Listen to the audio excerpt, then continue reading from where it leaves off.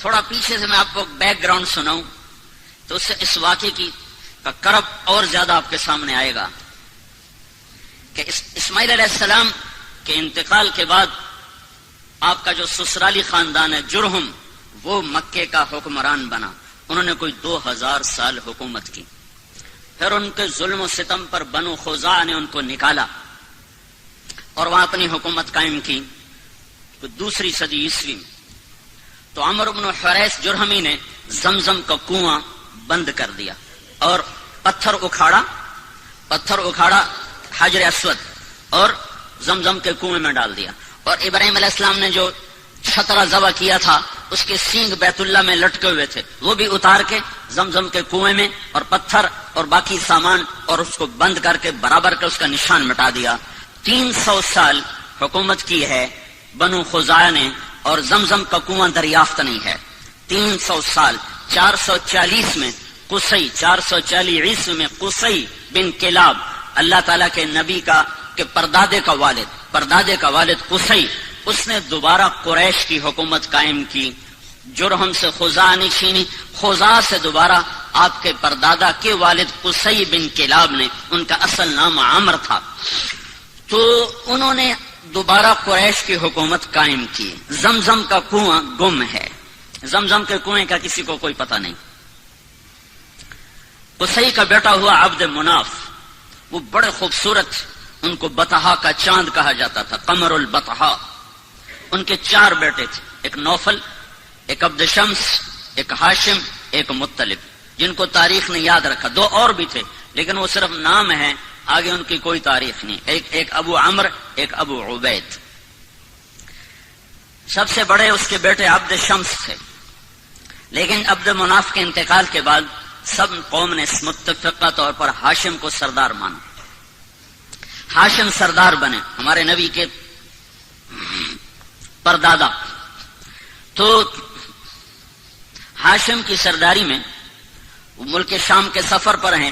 انہوں نے مدینہ میں شادی کی، بنو نجار میں، اور خود وہ چلے گئے آگے تجارت کے لیے شام.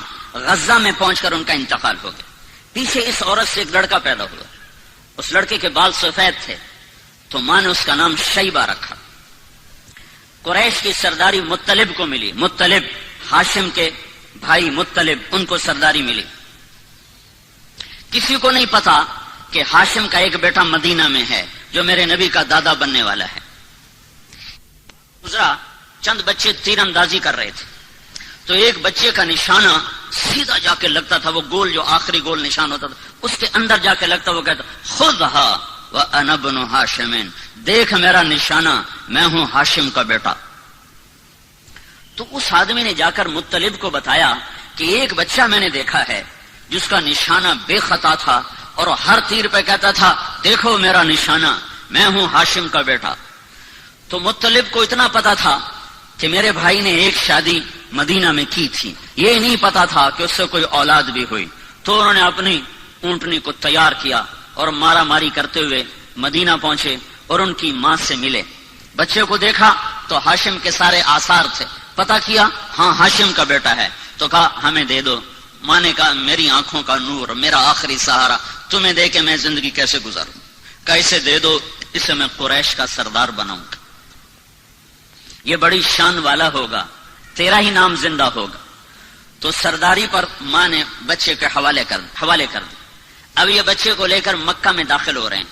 بچے کے کپڑے میلے ہو چکے ہیں تو لوگ کہتے ہیں عبد المطلب، مطلب تیرا غلام ہے، نام اس بچے کا شیبہ ہے اور آگے چل کے اسی نام سے یہ مشہور ہونے والا ہے. لوگوں کی زبان سے نکلا عبد المطلب، مطلب تیرا غلام ہے.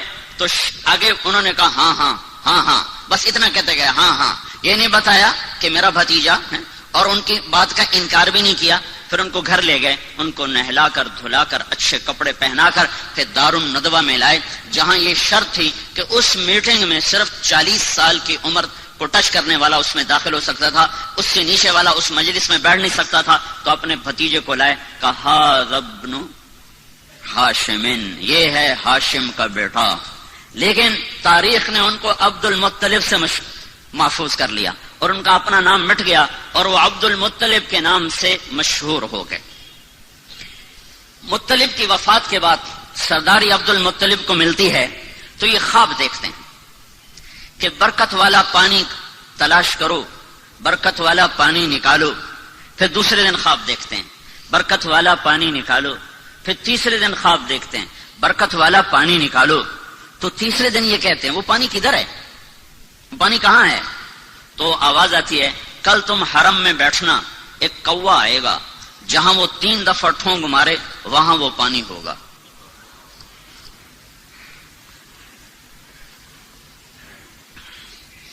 تو عبد المطلب صبح جا کے حرم میں بیٹھ گئے دار الندوہ ملتزم کے ساتھ. ایک کوا آیا جہاں زمزم کنواں، وہاں کے بیٹھا، ایک ٹھونگ ماری، پھر دوسری ماری، پھر تیسری ماری، پھر وہ اڑ گیا. تو عبد المطلب کا ایک بیٹا ہے اس وقت حارث، انہوں نے قریش کو جمع کیا، کہا یہاں وہ مبارک پانی ہے، میری مدد کرو ہم نکالیں. اور کہا کوئی نہیں ایسے سر پھوڑنا، پتھروں سے لڑنا کوئی آسان کام ہے؟ کچھ نہیں ہے. اس نے سب کی منتیں کی، کوئی نہیں مانا. تو دونوں باپ بیٹا مل کر کھودنے لگے. کھودنے میں آئی دقت تو عبد المطلب کہنے لگے وہ بھی کوئی آدمی ہے جس کی اولاد نہ ہو. اس کو فخر سمجھا جاتا تھا، اولاد کی کثرت کو فخر سمجھا جاتا تھا. اور یہ آج بھی فخر ہے. یہ مغرب کی اندھی تہذیب نے کم بچے خوشحال گھرانہ، یہ بڑا عذاب ہے، بڑا عذاب ہے، بڑا عذاب ہے. جاؤ دیکھو، وہ دیکھ رہے ہیں ان کی نسل ختم ہو رہی ہے اور مائنس میں جا رہی ہے، مائنس میں جا رہی ہے. اللہ کی تقدیر سے لڑنا اپنا ماتھا پھوڑنے والی بات ہے. تو وہ کہنے لگے آج قریش میرا ساتھ نہیں دے رہے، اگر اللہ نے مجھے 10 بیٹے دیے اور 10 کے 10 جوان ہو گئے تو میں ایک کو اللہ کے نام پہ ذبح کر دوں گا. یہ منت مانی اس تنگی کو دیکھ کر کہ کوئی ساتھ دینے والا نہیں ہے.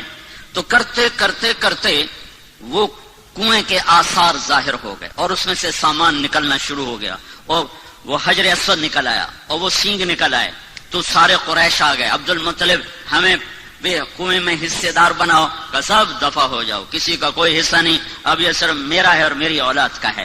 تو باپ بیٹا نے مل کر زمزم کا کنواں جاری کیا جس کو بند ہوئے کوئی 300 سال سے زیادہ گزر چکا تھا. دوسری صدی عیسوی میں بند ہوا ہے اور جا کر 5ویں صدی عیسوی میں جا کر وہ زندہ ہوا ہے. تو بیچ میں کوئی 300-350 سال یہ کنواں بند رہا.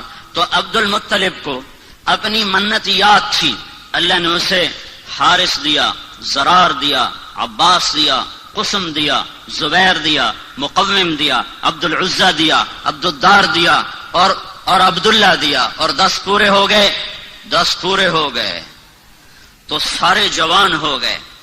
تو اس نے سارے بچوں کو اکٹھا کیا حرم میں، کہا بیٹھو میں نے منت مانی تھی کہ اگر اللہ نے مجھے 10 بیٹے دیے اور 10 جوان ہو گئے تو میں ایک کو اللہ کے نام پہ قربان کروں گا، تم تیار ہو؟ تو 10 نے کہا ہم تیار ہیں. پھیر دے چھری، پھیر دے. ہماری اولاد ہماری جائز بات ماننے کو تیار نہیں ہے اور اس کی اتنی بڑی بات، ہاں تیار ہیں کرو. تو قرآن اندازی کے لیے حبل کا بت تھا، اس پہ تیر لٹکے ہوتے تھے، اس میں ترکش میں، تو اس پر وہ فال نکالتے تھے. تو اس نے 10 بیٹوں کے نام لکھوائے تیروں پر اور پھر اس کو گھمایا، پھر وہ یوں حرکت دیتے تھے تو اس میں سے ایک تیر باہر نکلتا تھا. تو جو تیر جو نکلا تو اس پہ عبداللہ کا نام تھا. عبداللہ، محمد بن عبداللہ، عبداللہ. اور عبداللہ عبد المطلب کے سب سے محبوب بیٹے تھے، سب سے چہیتے بیٹے تھے اور سارے مکہ کی وادی میں سب سے حسین نوجوان تھے. ہر عورت تمنا کرتی تھی کہ میرا اس سے نکاح ہو جائے. تو عبداللہ کا نام نکلا. انہوں نے کہا یا ابت افعل، ابا کر، میں تیار ہوں، میری طرف سے کوئی اعتراض نہیں. تو نے اس کا ہاتھ پکڑا اور چھرا ہاتھ میں، تو سارے مکے میں کوہرام مچ گیا. اور بہنوں نے آ کر 5 بیٹیاں تھیں، عروہ اور عاتقہ اور صفیہ اور عمیمہ، انہوں نے آ کے شور مچا دیا کہ ہمارے سامنے ہمارا بھائی ذبح ہو، ہم یہ برداشت نہیں کر سکتے. قریش کٹھے ہو گئے، یہ تم نے سنت جاری کر دی تو پیچھے کون اس کو زندہ رکھے گا، اور کیا یہ ظلم کی سنت ہے تم جاری کرنا چاہتے ہو؟ کہا یہ عرب سردار کا بول ہے، یہ پورا ہوگا. جب سارے پیچھے پڑ گئے تو پھر یہ فیصلہ ہوا، جیسے آج کل کے عدالتیں ہیں تو اس وقت کی عدالتیں ہوتی تھی کاہن، نجومی. تو حجر میں ایک کاہنہ تھی قطبہ کا، اس کے پاس مجھے لے چلو، وہ جو کہے گی میں وہ کروں گا۔ تو یہ سارا قبیلہ قریش حجر پہنچا، وہاں کاہنہ کے پاس پہنچا، تو اس نے پوچھا کہ تمہارے ہاں قتل کی قیمت کیا ہے؟ اگر کوئی بدلہ نہ لینا چاہے اور قیمت لے تو کتنی؟ کا جی 10 اونٹ کا، ایک تیر پہ لکھو 10 اونٹ اور دوسرے تیر پہ لکھو عبداللہ، اور جا کر وہاں اسے گھماؤ، جب تک عبداللہ کا نام نکلتا رہے اونٹ بڑھاتے جاؤ، 10 کے 20 کرو، 20 کے 30 کرو، 30 کے 40 کرو، جب اونٹوں کا نام نکلے تو عبداللہ کو چھوڑ دو اور جتنے اونٹ نکلیں اتنے ذبح کر دو۔ یہ فیصلہ سن کر یہ سارا قافلہ واپس لوٹا ہے، اور وہ حبل کے سامنے وہ تیروں کے اوپر ایک پہ لکھا گیا عبداللہ، ایک پہ لکھا گیا 10 اونٹ، جب گھمایا تیر باہر نکلا عبداللہ تو 20 ہو گئے، پھر گھمایا پھر نکلا عبداللہ تو 30 ہو گئے، پھر گھمایا پھر نکلا عبداللہ تو 40 ہو گئے، پھر گھمایا عبداللہ 50 ہو گئے، پھر نکالا عبداللہ تو 60 ہو گئے، پھر نکالا عبداللہ 70 ہو گئے، پھر نکالا عبداللہ 80 ہو گئے، پھر نکالا عبداللہ 90 ہو گئے، پھر نکالا عبداللہ 100 ہو گئے، پھر نکالا تو اونٹ نکلے 100 اونٹ۔ تو سارے قریش نے کہا الحمدللہ، بس ٹھیک ہے 100 اونٹ۔ عبد المطلب نے کہا نہیں نہیں نہیں، ایک دفعہ اور کرو۔ دوبارہ کیا تو پھر 100 اونٹ، پھر انہوں نے کہا نہیں نہیں ایک دفعہ اور کرو، پھر 12 کیا تو 100 اونٹ۔ تو اس پر عبد المطلب نے 100 اونٹ ذبح کیے، اور یہ عبداللہ سارے عرب کی مشہور شخصیت بن گئی، اور ان سے شادی کی تمنا ہر خاندان میں پیدا ہوگی۔ یہ جنگل میں تھے کام کو گئے ہوئے، ان کو یہود نے پہچانا کہ یہ وہ آخری نبی کا باپ ہے، تو اس کو قتل کرنے کے لیے تلواریں نکالی، تو اچانک کچھ نورانی مخلوق ظاہر ہوئی اور انہوں نے یہود کو دھکے مار ان کی آنکھیں نکل گئیں اور وہ اندھے ہو کے ادھر گرے۔ یہ منظر حضرت آمنہ کے والد وہب دیکھ رہے تھے، جنگل میں وہ لکڑیاں کاٹ رہے تھے، انہوں نے یہ منظر اپنی آنکھوں سے دیکھا۔ جب وہ واپس پہنچے تو انہوں نے اپنی بیوی سے ذکر کیا، انہوں نے فوراً عبد المطلب کو اپنی بیٹی کا پیغام بھیج دیا کہ اگر آپ چاہیں تو ہم اپنی بیٹی آمنہ آپ کے بیٹے کے نکاح میں دے سکتے ہیں۔ تو یہ بہت بڑی شادی ہوئی، اور مکے کی یادگار شادی تھی کہ ذبیح، اللہ کے نبی کہا کرتے تھے انا ابن الذبیحین، میں 2 ذبیح کا بیٹا ہوں، ایک میرا دادا اسماعیل وہ بھی ذبح ہوتے ہوتے بچا، ایک میرا باپ عبداللہ وہ بھی ذبح ہوتے ہوتے بچا، دونوں کو اللہ نے بچایا۔ تو یہ شادی ایک عظیم اور فقید المثال قسم کی شادی ہوئی کہ ایک عبداللہ کا چرچا، ایک عبد المطلب کی سرداری اور شہرت، اور ایک سارے خاندانوں کی تمنا اس سے شادی کرنے کی، اپنی بیٹیاں دینے کی۔ تو یہ ایک یادگار شادی تھی، اور عرب کا دستور تھا کہ شادی کے بعد لڑکا 3 دن سسرال میں رہتا تھا، پھر اپنی بیوی کو لے کر گھر آتا۔ ان 3 دن میں اللہ کے نبی کا حمل ٹھہر گیا، اور آ کر اپنی بیوی کے ساتھ کتنے دن رہے؟ 2 مہینے، صرف 2 مہینے، اور تجارتی قافلے کے ساتھ ملک شام کا سفر کیا ہے۔ واپس مدینہ پہنچے ہیں تو ان کے پردادا ہاشم کی بیوی وہیں کی ہیں، وہاں خاندان ہے، تو وہاں یہ بیمار ہوئے، تو سارا قافلہ کچھ دن منتظر رہا، پھر انہوں نے کہا جب تو ٹھیک ہو جائے تو آ جانا، ہم چلتے ہیں۔ قافلہ چلا، عبداللہ کا انتقال ہوا 25 سال کی عمر، حضرت عبداللہ دنیا سے گئے ہیں 25 سال کی عمر، اور نابغت الجعدی کے مکان میں ان کی تدفین ہوئی۔ جب یہ قافلہ پہنچا، عبد المطلب کا دل عبداللہ میں اٹکا ہوا تھا، جب قافلہ دیکھا بیٹا نہیں دیکھا، کہا میرا بیٹا کہاں ہے؟ کہا وہ بیمار تھا۔ تو عبد المطلب نے اپنے بڑے بیٹے حارث کو بھیجا کہ جاؤ پتہ کرو عبداللہ کا کیا حال ہے۔ جب پہنچے تو آگے تربت تھی، عبداللہ نہیں تھا۔ انہوں نے کہا یہ عبداللہ ہے، مٹی تھی، خاک تھی۔ تو عبد المطلب نے آ کر بتایا، حارث نے آ کر بتایا کہ ابا عبداللہ کو اللہ نے اٹھا لیا ہے۔ اس پر حضرت آمنہ نے ایک مرثیہ کہا ہے، ان کی وفات پر کلیجہ نکال کے باہر پھینک دیا ہے۔ صرف 2 مہینے کی رفاقت ہے، اور پھر بے وگی ہے۔ ماں کے پیٹ میں 2 ماں کے ہیں، عبداللہ دنیا سے اٹھ گئے ہیں۔ اب عبد المطلب کی تمنا ہے کہ بیٹا پیدا ہوتا کہ میرے بچے کا نام رہ جائے، جو کہ نام باپ سے ہوتا ہے. تو سارا قریش منتیں مان رہا ہے، سارا عبد المطلب کا خاندان منتیں مان رہا ہے کہ بیٹا پیدا ہو، بیٹا پیدا. تو اللہ نے جب بچہ دیا 12 ربیع الاول 22 اپریل 571 عیسوی، یکم جیٹھ 628 بکرمی، صبح کے 4:20 پر آفتاب نبوت طلوع ہوا ہے. تو ابو لہب کو جا کر ان کی باندی نے بشارت دی کہ آپ کو مبارک ہو، آپ کے بھائی کا نام زندہ ہوگا، ثویبہ. تو ابو لہب نے اس خوشی میں اپنی باندی کو آزاد کر دیا. ایک دن ابو لہب کو کسی نے خواب میں دیکھا، پوچھا تیرے ساتھ کیا ہو رہا ہے؟ کہ جہنم کی آگ ہے، ہر پیر کو ایک نوخن کے برابر پانی کا قطرہ پینے کو دیا جاتا ہے. ثویبہ کو آزاد کرنے میں جو میں نے عبداللہ کے محمد کے پیدا ہونے پہ جو خوشی منائی تھی، اس کے سلے میں ایک قطرہ پانی ہر پیر کو پلایا جاتا ہوں. تو کتنے ارمانوں سے یہ گھر بنا اور کتنی جلدی ٹوٹا ہے، کتنی جلدی ٹوٹا ہے. 2 مہینے بھی آباد نہیں رہا، ٹوٹا ہے. اب بچہ پیدا ہوا ہے تو اس کو باپ کا نہیں پتا ہے. کیا وہ نہیں پوچھتے ہوں گے میرا باپ کون ہے؟ اور 4 سال رہے خوازن میں، بنو سعد میں، پھر ماں کے پاس آئے. 6 برس کے ہوئے تو ایک عرصہ گزر گیا تھا. تو حضرت آمنہ نے عبد المطلب سے اجازت چاہی کہ میں اپنے خامند کی قبر کی زیارت کرنا چاہتی اور اپنے سسرال ننہال سے ملنا چاہتی.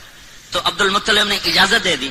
2 اونٹوں پہ یہ قافلہ چلا ہے، ایک اللہ کا رسول ہے، ایک ام ایمن آپ کے والد کی خادمہ ام ایمن، نام ان کا برکت تھا، مشہور ام ایمن تھی، ایمن کی والدہ، حبشی عورت تھی یہ، اور ایک حضرت آمنہ. یہ 3 افراد کا قافلہ مدینے پہنچا ہے اور نابغہ کے گھر میں اترا ہے. تو آپ تصور کرو جب پہلی دفعہ ہیں اللہ کے نبی باپ کی قبر پر گئے ہوں گے، کیا تصور، کیا تاثر ہوگا اس وقت اللہ کے نبی کا. اور آمنہ کا کیا حال ہوا ہوگا. آمنہ 25 سال کی ہو چکی اب، اور ماں اور بیٹا اور آگے تربت ہے، قبر ہے. کیا باتیں ہوئیں، کیا گلے ہوئے، کیا شکوے ہوئے، ان کو تاریخ نے محفوظ نہیں کیا ہے، نہ کسی مورخ کے قلم نے ان کو پکڑا ہے. ہم تصور اور تخیل میں دیکھ سکتے ہیں کہ ایک جوان بیوہ معصوم بچے کو لے کر پہلی دفعہ جب خامند کی قبر پر گئی ہوگی تو اس کی زبان سے کیا کیا مرثی اور کیا کیا نوحے نکلے ہوں گے، اور اس کے دل نے کیا انگنت کہانیاں اپنے اندر ہی اندر دہرائی ہوں گی اور سنائی ہوں گی. 1 مہینہ وہاں قیام کیا ہے. 1 مہینہ کے بعد یہ قافلہ واپس مدینے کو چلا ہے اور ابوا کے قریب پہنچ کر اچانک جیسے حسیب کی ماں کو اچانک موت نے پکڑا، حضرت آمنہ کو موت نے اچانک پکڑا ہے. کوئی بیمار نہیں ہے، کچھ نہیں ہے. بیمار ہوتی تو سفر کرتی. اس وقت کا سفر کوئی موٹر پہ تھا، اونٹنی کا سفر تھا. اچانک موت نے پکڑا ہے. اور میں نے سن 2000 میں جا کے قبر کی زیارت کی تھی. ابوا کے جنگل میں وہ قبر ہے. ایک رہبر ویسے کو نہیں جا سکتا، قدرت مہربان ہوئی، ایک رہبر مل گیا.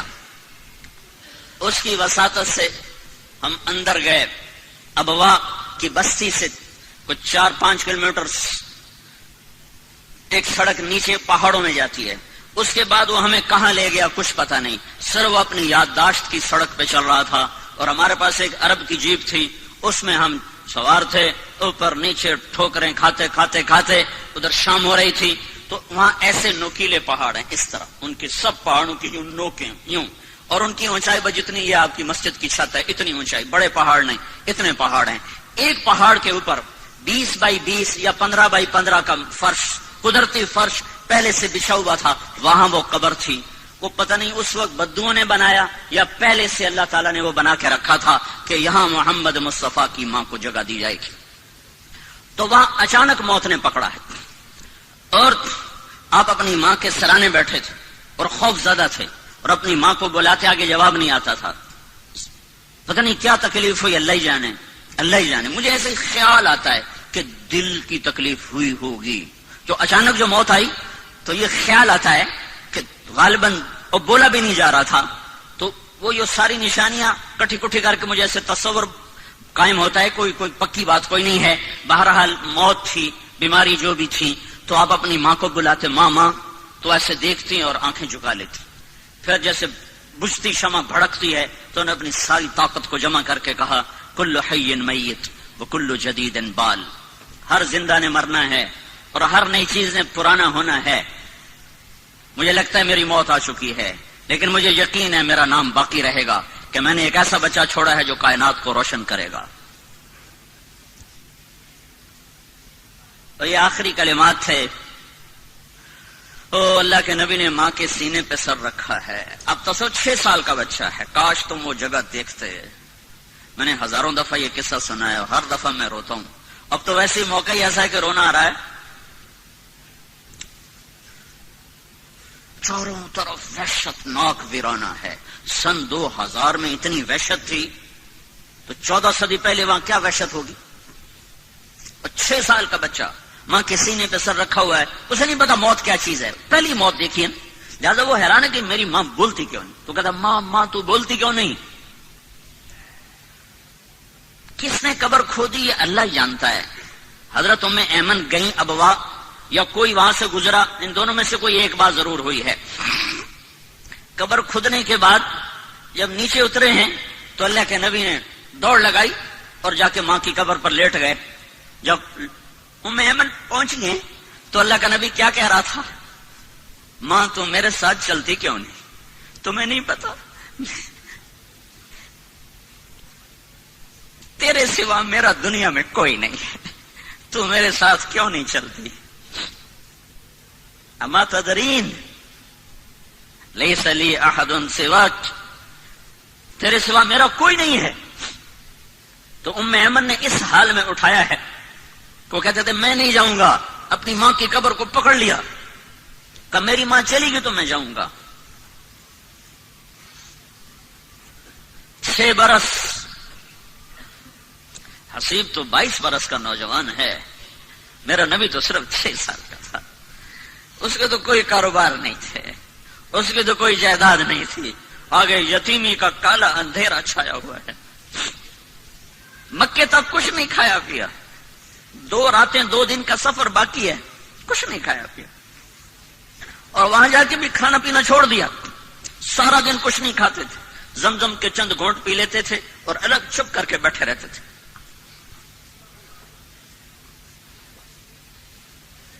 6 سال کے بچے کو نہ ماں ملے نہ باپ ملے، اس کی کیا زندگی ہوگی. ہو کون والضحى واللیل اذا سجا.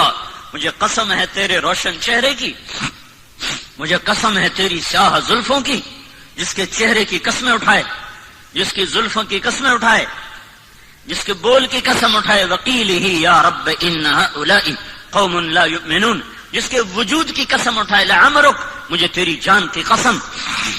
جس کے شہر کی قسمیں اٹھائے، جس کو حبیب اللہ کا ٹائٹل دے، رحمت للعالمین کا خطاب دے، شاہد اور مبشر اور نذیر اور داعی الی اللہ اور سراج منیر اور مزمل اور مدثر اور طٰہٰ اور یاسین اور محمد اور احمد اور ماہی اور حاشر اور عاقب اور فاتح اور خاتم، ابو القاسم اور طٰہٰ اور یاسین. اتنے خوبصورت نام جس کو دے رہا ہو.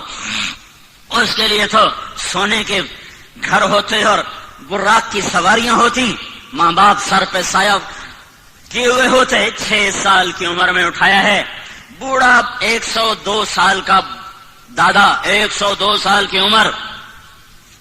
جب انہیں دیکھا اپنے پوتے کے آنسو تو ان کا سینہ غم سے پھٹ گیا. انہوں نے 24 گھنٹے کے لیے آپ کو ساتھ رکھا، لیکن آپ کا کھانا پینا چھوٹ گیا تھا سوائے زمزم کے پانی کے. کئی دن کچھ نہیں کھاتا. دادے کا آسرا ملا ہے تو 2 سال بعد اللہ نے کہا تو بھی واپس آیا، تینوں میں نہیں ران دے. 2 سال بعد اس کو بھی اٹھا لیا ہے. تو میرے نبی نے کہا مجھے یاد ہے میں 8 سال کی عمر میں اپنے دادا کے جنازے کے ساتھ روتا ہوا جا رہا تھا. ابو طالب نے سنبھالا، لیکن ابو طالب غریب تھے، روٹی پوری نہیں کر سکتے تھے. آتا ہے آپ بکریاں چرا کے شام کو آ رہے تھے، ننگے پاؤں تھے، ننگے سر تھے، جوتا بھی نہیں تھا پہننے کو. مجھے مکے میں ننگے پاؤں چل کے دکھاؤ، تمہارے آبلے نہ پڑ جائیں تو. اور تمہارا نبی 8 سال کی عمر میں ننگے پاؤں اس کے صحراؤں میں سارا دن بکریاں چراتا تھا کہ چند سکے ملیں گے جس سے میری روٹی چلے، کہ چچا غریب ہے. ویسے وہ سب کچھ قربان کر دیا ابو طالب نے، پر تھا ہی کچھ نہیں، شرافت تھی، رزق نہیں تھا. تو سارا دن آپ بکریاں چراتے تھے اور شام کو 8 سال کے بچے کھیلتے تھے اور تمہارا نبی بکریوں کے پیچھے ہوتا تھا کہ کچھ سکے ملیں گے جس سے میرے چچا کا بھی اور میرا بھی گزارا ہوگا.